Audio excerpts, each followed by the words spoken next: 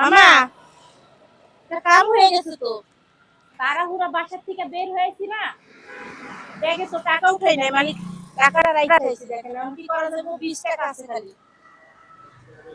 হ্যাঁ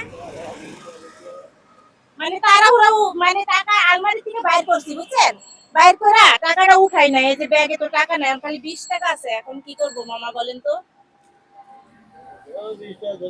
হ্যাঁ 20 টাকা দিব, লস হয়ে যাবে না? মামা আসলে 100 টাকার ভাড়া যদি 20 টাকা দিই তাহলে আপনার লস হয়ে গেল না? দেশের বাড়ি কোথায় মামা? সাতক্ষীরা। নাম কি? হাবিবুর রহমান। কয়দিন হলে রিক্সা চালান? আমি এই 7-8 মাস চালাই। 7-8 মাস। এত আগে কি করছেন? আগে বাইক থাকতাম, ওই গেরবাইটুরি করতাম না তো। এই অটো রিক্সা যে হঠাৎ করে ঢাকা শহরে চালাইতেছেন, পারেন? আগে চালাইতেন? আগে চালাইন না? কিন্তু হঠাৎ করে যে চালাইতেছেন, সমস্যা হয় না মামা? সমস্যা হয়, ভাগে ভাগে বিভিন্ন জায়গায় সমস্যা হয়, এখন কি করব? পুলিশে ধরে না? বয়স কত মামা? এই 54 বছর।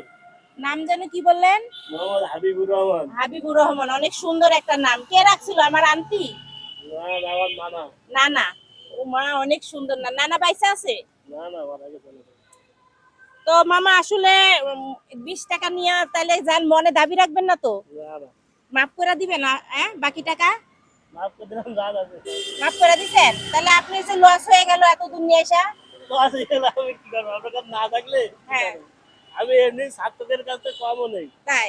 তাহলে যান মামা, রাগ করেন না, হ্যাঁ, দাবি রাখেন না। আচ্ছা দর্শক, দর্শক দেখেন, মামা কিন্তু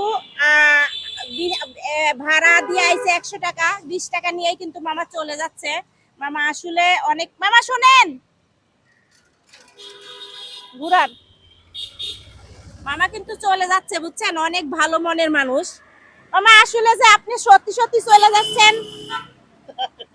চলে যাব না? হ্যাঁ চলেই তো যাব, সমস্যা কি?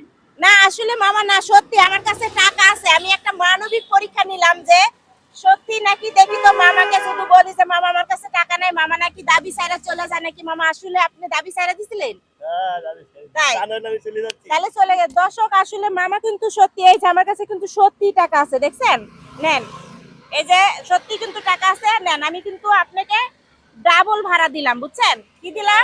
20 টাকা। না ওটাও থাক, আমি কিন্তু আপনাকে কেন দিলাম জানেন? বলেন তো কেন দিলাম? মানবিকতার কারণে। মানবিকতার কারণে আমি আপনাকে ডাবল ভাড়া দিলাম, নেন। তাহলে আপনি কি খুশি হয়েছেন? তো দর্শক, এইসব ভিডিও বানানোর জন্য সবাই শেয়ার করে দিবেন। আর ওই যে একটা ভিডিও নিছি, সমস্যা আছে মামা? তো দর্শক সবাই ভিডিওগুলো শেয়ার করে দিবেন, আর এসব মানবতার যদি উৎসাহ দেন তাহলে আমি আরো সুন্দর সুন্দর ভিডিও তৈরি করতে পারবো। আর মামাকে কিন্তু আমি ডাবল ভাড়া দিছি, কি মামা? হ্যাঁ খুশি হয়েছেন? তো দর্শক এই পর্যন্ত, সবাই ভালো থাকেন, হ্যাঁ।